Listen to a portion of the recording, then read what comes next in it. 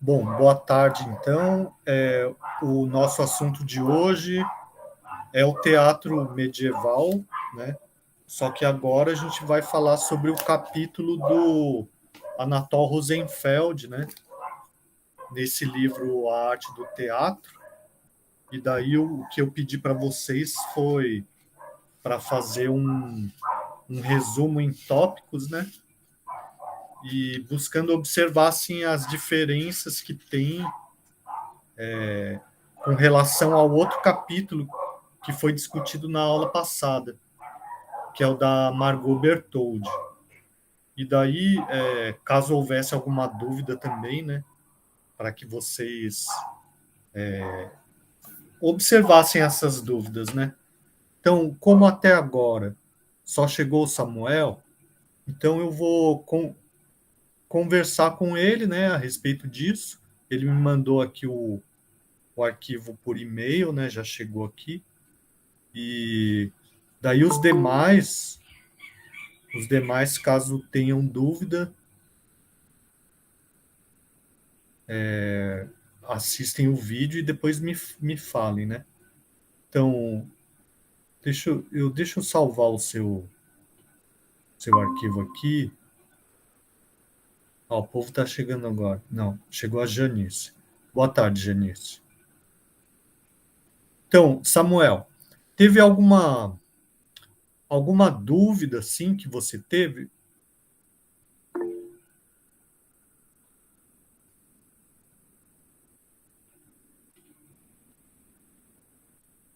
Samuel? Não, professor, não teve nenhuma dúvida, não. Na Aham. verdade, minha dúvida foi acerca de um trecho, né? Eu não sei se eu vou conseguir entendê-lo. Deixa eu ler aqui para o senhor. Está na página 148, é o primeiro parágrafo, é no final do primeiro parágrafo, né? 148, vamos lá. Isso. O teatro medieval corresponde à visão teocêntrica, já que o teocentrismo é uma concepção prefigurada na mente divina, na qual não há processo humano de medir o tempo, e sim uma sucessão temporal. Só o homem, um ser frágil, precisa organizar o tempo, né? Aham. Minha dúvida foi porque ele fala que não existe para Deus não existe a dimensão de tempo, né? Sim. Mais para frente. Então, a minha dúvida foi essa, porque parece que ele está falando que existe uma sucessão temporal, que eu não consegui É, entender. aham. Como a aula foi transcrita, né? A, o Anatol Rosenfeld ele foi falando uma aula normal, né? Uma aula comum. E os alunos dele gravaram, né, a aula, o áudio, né, naquela época, não tinha essa facilidade que a gente tem hoje de filmar, né? E depois transcreveram, né? Então, às vezes, é uma linguagem coloquial que foi transformada em linguagem escrita. Por isso que parece, às vezes, um pouco estranho, né? Eu acredito que essa sucessão, esse termo aqui, ele fica que pode causar dúvida, né? Mas a ideia, assim, é como se, para o teatro medieval, eles buscassem representar o tempo, mas tendo uma consciência divina, que é a consciência da eternidade, né? Sabe? Então, depois, se você for lendo a sequência, fica mais claro isso, né? Por exemplo, Adão, há dois horizontes. O de Adão, horizonte do ser humano e de seu drama. E o do narrador, que sabe que será salvo, né? E sendo que Adão é duas vezes personagem, pois também é narrador. Então é como se fosse assim, essa consciência, isso é a consciência da eternidade, né? Saber que, vamos supor, que você está sujeito ao tempo, mas que via religiosa, né? Você já foi perdoado pelo seu pecado, por exemplo, né? Então ele cita aqui o Santo Agostinho, né? O Santo Agostinho ele tem uma reflexão muito importante sobre o tempo no livro Confissões, né? Então, para o Santo Agostinho, uma das uma das como que a gente pode dizer assim? Um dos motivos principais do sofrimento humano é estar sujeito ao tempo, né? Porque o tempo é uma coisa que passa muito rápido, é uma coisa muito. Ele fala assim: o passado não existe, né? O futuro ainda não existe. E a única coisa que existe é o presente. Só que o presente ele se constitui pelo fato de estar se tornando passado a todo instante, né? É da natureza do presente ser muito fugaz, assim, né? Muito passageiro. Ele se torna passado, assim, quase que instantaneamente, né? E o ser humano está preso à ideia do passado, ou seja, uma ideia de algo que não existe. Por exemplo, preso às suas lembranças, né? E também vive em função de um futuro que não existe, né? Então, por exemplo, o ser humano, ele tem planos, ele tem expectativas, mas tudo isso é muito falso também, porque o futuro não existe, né? Então, a única coisa que existe é o presente. Só que o presente é uma coisa assim, né? Como eu falei, é da natureza do presente deixar de existir o tempo inteiro, né? Instantaneamente.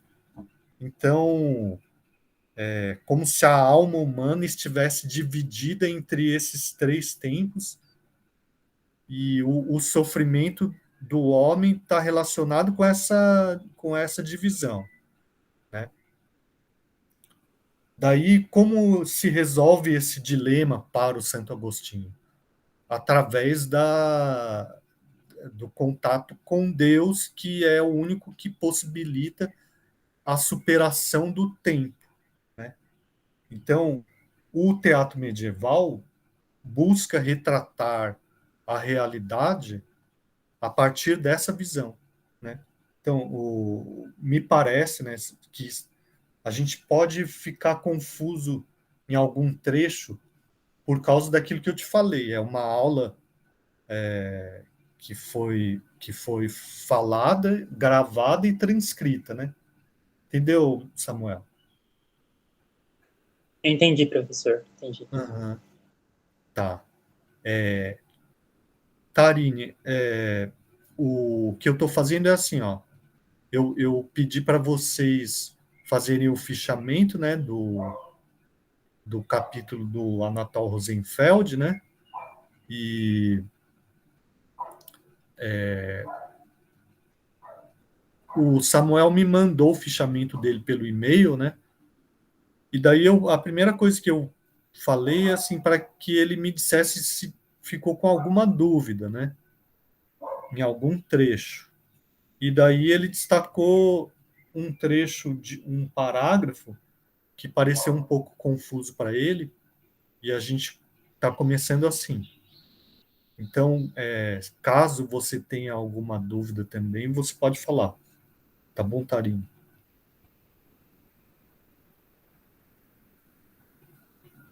Não precisava mandar por e-mail.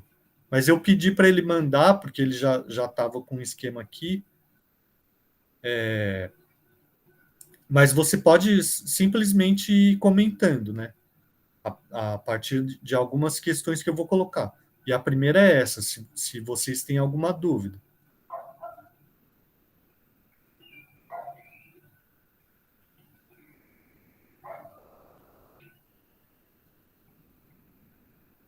Ah, tá. Tá, mas a questão é assim, tem eu, o Samuel, né? A Janice ela acompanha para depois transcrever para Brenda, né? E você. Então assim, né? A primeira pergunta é essa, se tem alguma dúvida. Se você puder já colocar aqui no chat, né? Caso você tenha, né? Aham, achou bem tranquilo, é.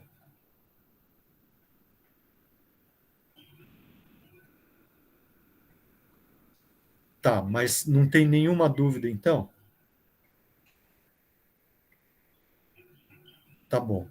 Então, a outra questão é assim: o que tem, o que vocês conseguiram observar que tenha de diferente?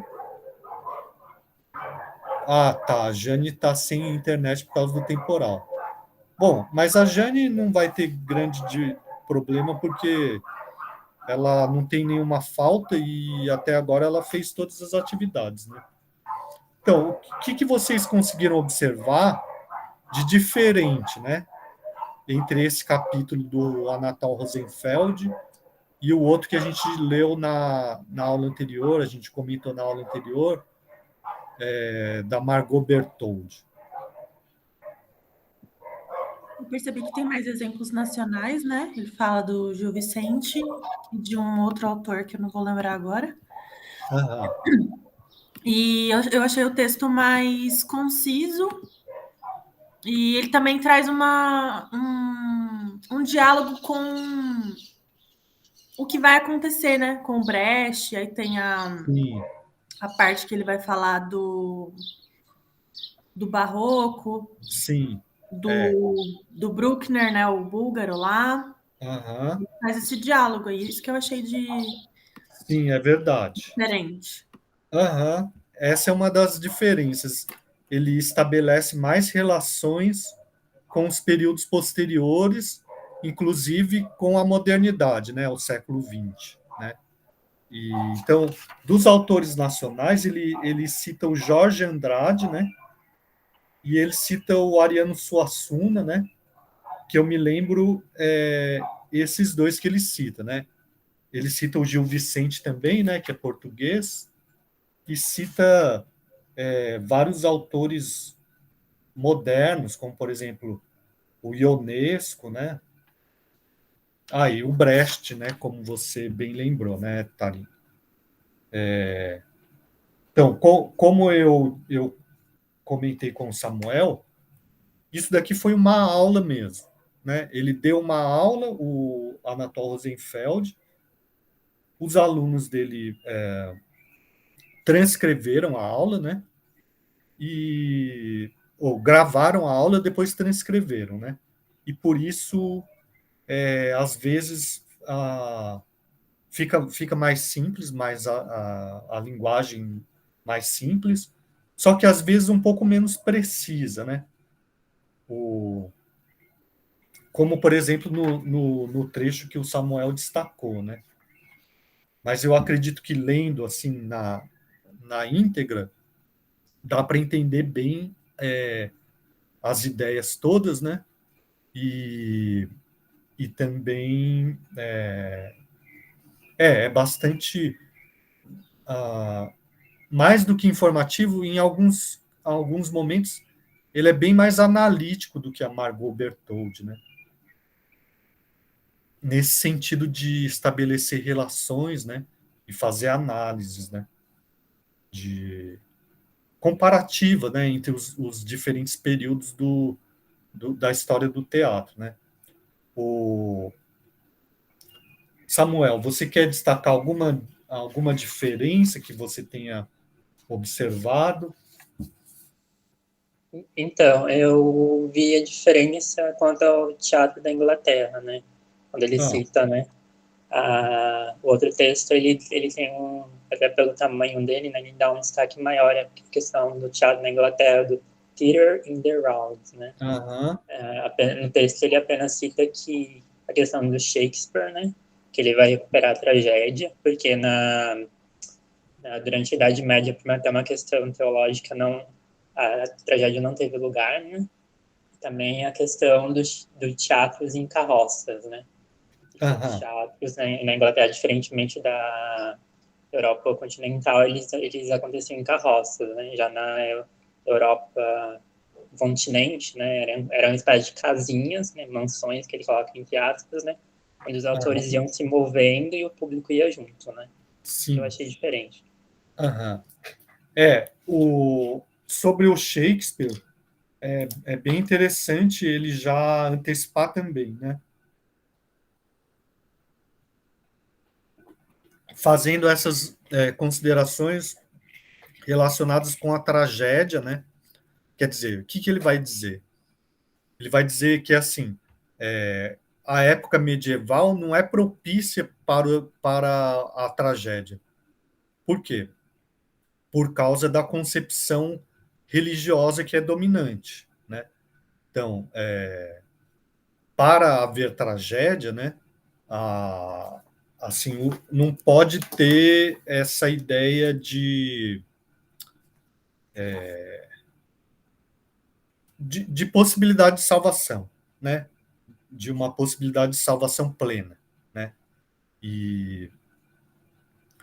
Então, a época medieval não é propícia para a tragédia por causa da concepção religiosa. E a modernidade, né, também não é propícia para a tragédia por causa de uma incerteza meio que né, uma falta de certeza meio generalizada, né? Mais ou menos isso que ele fala, né? Então, o Renascimento tem tragédia, a Antiguidade tem tragédia, né? Só que a tragédia do Renascimento é diferente, né? E daí ele fala algumas coisas do Shakespeare, como, por exemplo, o fato de o Shakespeare, embora escrever tragédias, as tragédias do Shakespeare elas não seguem todas as regras, né, próprias da tragédia clássica, né? Por exemplo, a questão da unidade de espaço, tempo e ação. Não tem isso no Shakespeare, né? E outra coisa é que ele mistura as classes sociais, né? O Shakespeare, enquanto que na antiguidade clássica os personagens trágicos eram nobres, né, heróis, deuses, né? Ou seja, os personagens de tragédia da antiguidade clássica, eles estão acima da média dos espectadores, né? Acima da média dos homens, né? Enquanto que os de comédia estão abaixo, né? Então, os de comédia são também socialmente tipos populares, né? E, como a gente falou, eles apresentam algum defeito, né? Então, o trecho que fala, que eu achei interessante, é assim, ó, na página 149, a respeito disso, né, da tragédia. Ó. Um Deus cuja mente divina é todo-poderosa, planejada, não é propício a tragédias, né? Os deuses da antiguidade, ele diz assim, não são nem oniscientes, nem extremamente bondosos como no cristianismo, né? Precisa haver uma rachadura nessa concepção do mundo, um choque de valores para ter tragédia. Então, no Renascimento, com valores novos entrechocando-se com o medievalismo, houve Shakespeare. Num mundo totalmente organizado como o medieval, ou totalmente desorganizado como o nosso, em geral não surge a tragédia. atualmente, nenhum valor se sustenta como absoluto. Portanto, não há uma tendência para a tragédia, né? Porque, lembrando assim que a tragédia ela é decorrente de uma punição, né? Por causa de algum erro grave, né? Que o personagem principal tenha cometido, né? Agora, a questão da modernidade é algum erro grave com relação a qual escala de valores, né? Sendo que não existe mais nenhuma escala de valor que seja aceita como absoluta ou dominante por todos, né? Dá para entender?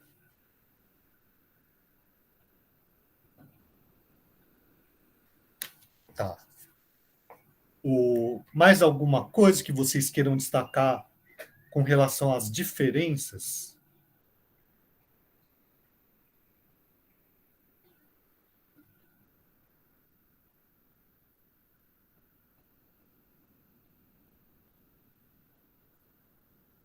Samuel. Só responde se sim ou não. Não, professor. Tarine. Eu também não, professor. Tá, então eu quero perguntar uma coisa para vocês, só para saber se vocês entenderam direito ou não, porque é um conceito novo, né? Que é esse conceito do narrativo versus o dramático, né? Ele fala assim, ó, na página 139, no final, ele fala assim, ó, a peça também tem forte elemento narrativo ou épico, com a presença de comentaristas, né? Como que vocês entenderam isso, essa questão do narrativo ou épico?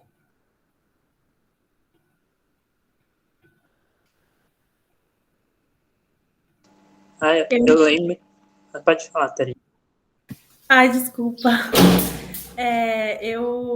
Eu entendi, né, essa questão de que o dramático tem uma voz no presente e o épico costuma ser uma voz do passado e o narrativo tem essa voz também que é pretérita, que ele chama, né? Que seria mais ligada ao passado. Não sei se eu entendi muito bem. Uhum. Essa é uma das características, né? Aqui, no caso, o termo narrativo e épico estão sendo usados como sinônimos, né? Porque é o teatro narrativo ou épico, certo? Que é um conceito do Brecht, né? Por isso que pode causar uma certa dúvida, né? Que ele está usando um conceito que foi criado depois, né? Mas fala, Samuel. E depois eu volto nessa questão do tempo que a Tarine comentou. Mas fala, Samuel. É verdade, é do Brecht. Agora eu lembrei. Porque eu também lembrei a questão da epopeia e do romance, né? Essa oposição, né? Que o romance seria a nossa epopeia moderna. Né? Isso. Que seria uma progressão do tipo de narração, né? Também a questão do dramático, que os autores eles incorporam o personagem, né? Eles se transformam no personagem, enquanto do narrativo já fala, né? O autor, o narrador, ele narra, né? O que vai acontecer. Então, ele fala que é essa mistura no teatro medieval. Então, a grande oposição aqui é entre dois conceitos, né? O narrativo ou épico, de um lado, e do outro lado, o dramático. Essa é a oposição, né? Então, o dramático, como o Samuel falou, ele se define pela representação, a história é contada pela representação dos atores, né? Isso constitui o dramático, né? Então, isso é o principal do que a gente está estudando nessa disciplina, né? Que é a história da literatura através da dramaturgia, né? Então, o que é a dramaturgia? A dramaturgia é o texto literário escrito para ser representado por atores no teatro, certo? Isso é a dramaturgia. Então, faz parte da dramaturgia que a história seja contada dessa maneira, né? Então, por isso que tem a ver com a questão do tempo, como a Tarini falou, né? Porque é como se estivesse acontecendo naquele momento que a gente está assistindo, certo? Agora, o narrativo ou épico, né? Então, é uma história contada por um narrador depois de ela ter acontecido, né? Porque o narrador não vai contar uma história no momento em que ela está acontecendo, né? Isso daí causaria muito mais dificuldade, né? Então, qual é a relação que tem entre essa ideia do narrador, né, e o narrador no teatro medieval e o narrador do Brecht, né? Por que será que tanto um quanto o outro, tanto um teatro, que é o medieval, quanto o outro, que é o do Brecht, fazem uso desse recurso, né? Vocês têm alguma ideia? Então, eu tenho, mas não sei se é certa, tipo, porque o teatro do Brecht, ele tem uma função didática também, função de criar uma consciência de classe, enquanto o teatro medieval ele tem uma função de catequese, né? De Sim, ensinar os ensinamentos da Bíblia, né, para as pessoas. É por isso que isso eles convergem, né? sim. Ah, legal. Tarine, você tem alguma ideia? Eu não sei se tá certo, mas essa questão de o dramático épico ser mais detalhado, que é essa questão da didática que o Samuel falou. Então, tem muito mais detalhes, até essa questão do tempo também, dura mais tempo e tudo mais. Enquanto que talvez o narrativo também ele aborde esses detalhes, né? Aham. Então, só para não ter confusão, nesse caso, narrativo e épico são sinônimos, né? Nesse caso, né? E do outro lado a gente tem o dramático, né? Então tem a ver com isso sim que o Samuel falou, a Tarine também, né? A gente pode dizer assim que o personagem, né, de um drama, né, ele não tem consciência, ele não tem tanta consciência quanto o narrador, né?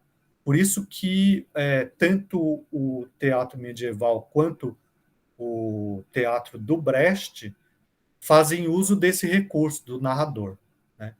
Por causa do objetivo de didático, como o Samuel falou, né? Quer dizer, o objetivo do teatro do Brecht é a consciência de classe, né? É um teatro marxista, né?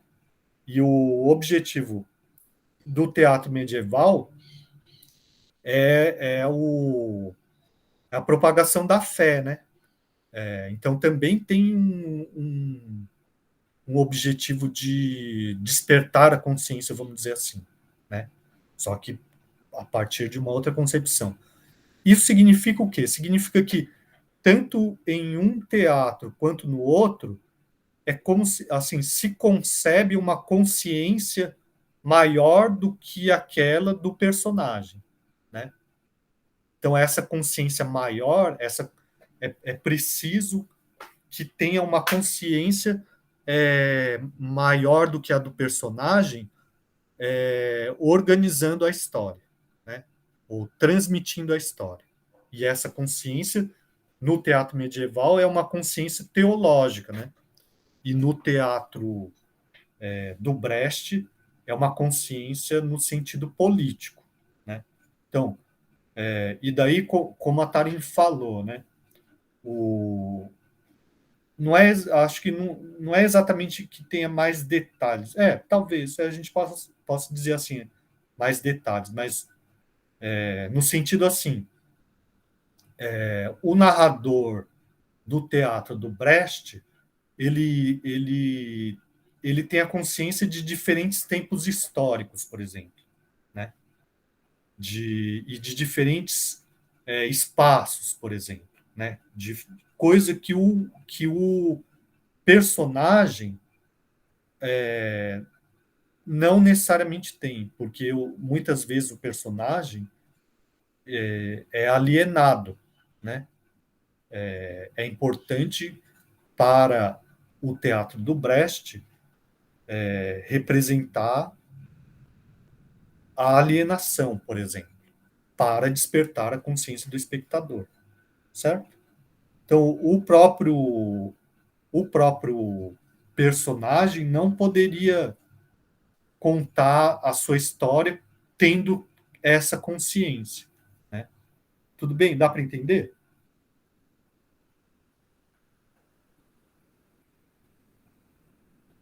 Sim, né? Dá para entender. Tá. Tarine.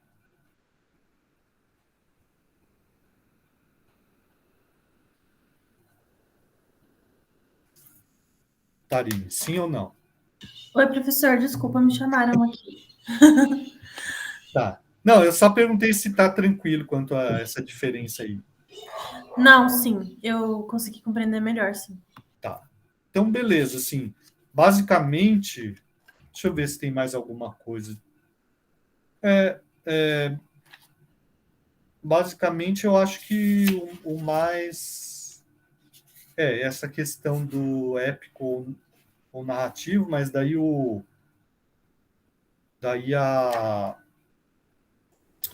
a Jane, né, que vai falar sobre o Brecht, ela vai voltar nessa questão, né? E eu vou mandar um capítulo também sobre o Brecht, né? Que é bem diferente, por exemplo, do Beckett, né? A concepção de teatro, embora os dois sejam mais ou menos da mesma época, né? E mais alguma dúvida que vocês tenham tido ou algo? Uma outra coisa, essa questão, mas acho que essa é uma pergunta mais simples, né? O Anatol Rosenfeld fala assim, ó, para ver teatro deve haver metamorfose. Como seria isso? Como vocês entenderam esse conceito aqui?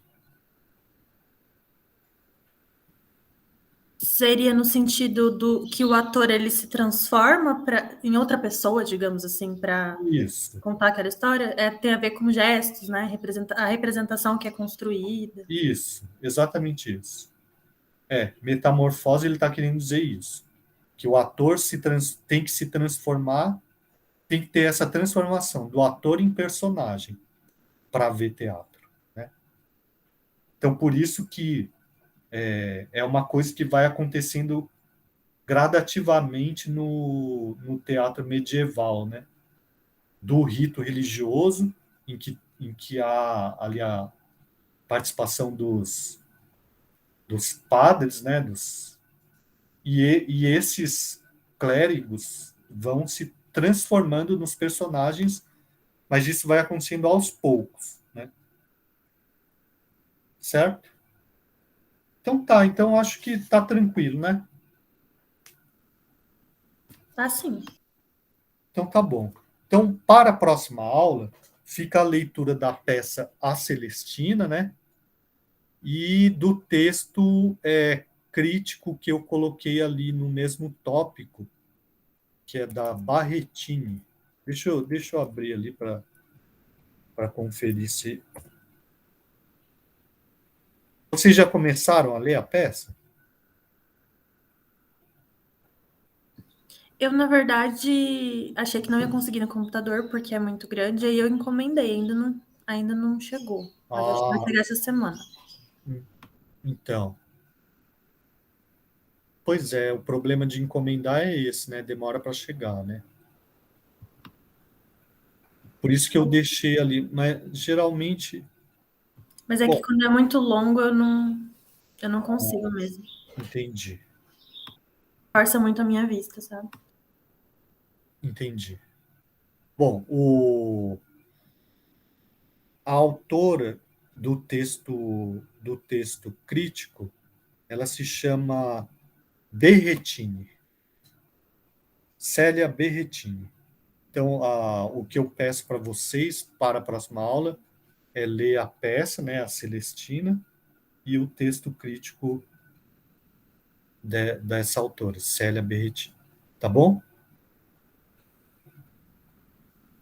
Ah, beleza, Samuel. Eu também ainda não reli, né?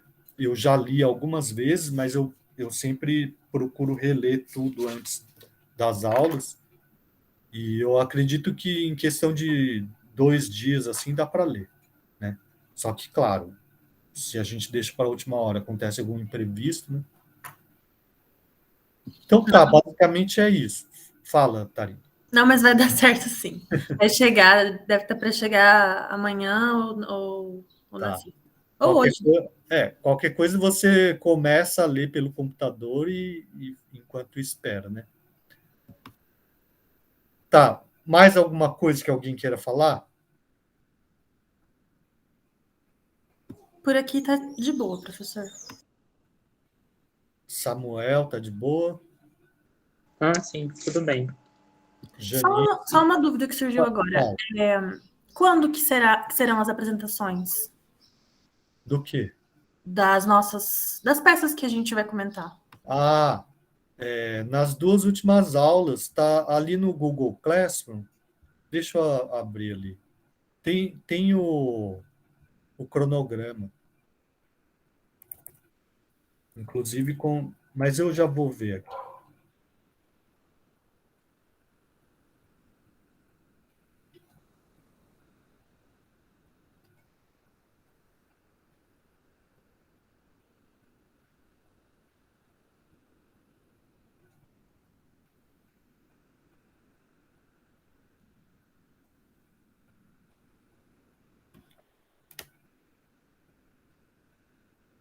Ó, eu deixei para os seminários as datas dos dias 24 de novembro e 1º de dezembro, né? Então, a sequência de apresentação ainda não está definida, porque se vocês fossem escolher as peças que eu sugeri, então estaria definida, né? Mas como vocês estão escolhendo peças diferentes, então a gente tem que ver algum critério que pode ser o cronológico e pode ser outro, né? Certo? Ó, só para vocês verem ali.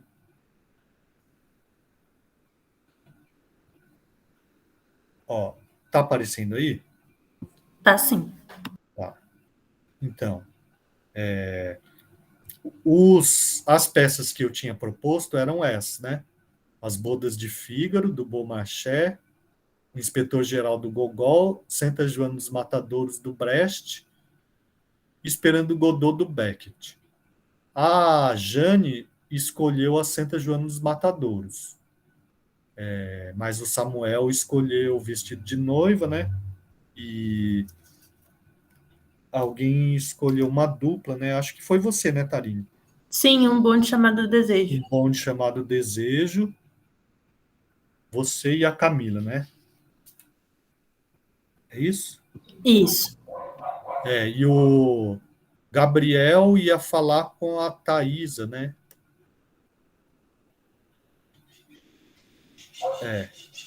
Então, depois que todas as peças estiverem, né, definidas, daí a gente define a sequência de apresentação, as datas direitinho. Mas são os últimos encontros. Tudo bem? Tudo bem, obrigada. Então tá. Mais alguma coisa? Por aqui não. Tá. Janice, tudo bem? Oi, professor. Sim, a gente só vai ter que ver como é que a gente vai fazer na apresentação da Brenda, né? Ah, sim, Porque como ela não participa online, né, aí a gente vai ter que estudar uma possibilidade. Se você acha que ela consegue gravar um vídeo ou um áudio... Sim, eu acho que o áudio ela conseguiria melhor do que ainda o vídeo, né? Porque aí não seria necessidade dela estar aparecendo, né? Devido a essa questão de... Ah, entendi. Né, que ela tem com a interação, né? Então, acho que pelo áudio, acho que ficaria mais fácil. Posso sugerir para ela. Então a minha sugestão é assim, Janice. Faz um esquema de apresentação que não precisa ser no PowerPoint. Pode ser só em tópicos, assim, né? E grava um áudio. Ok.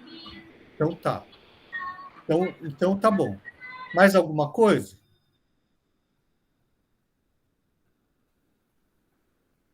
Então, se não tiver, eu vou encerrar a gravação aqui, né? E, na medida do possível, assim que eu conseguir, eu eu deixo a gravação disponível ali pelo YouTube, tá bom?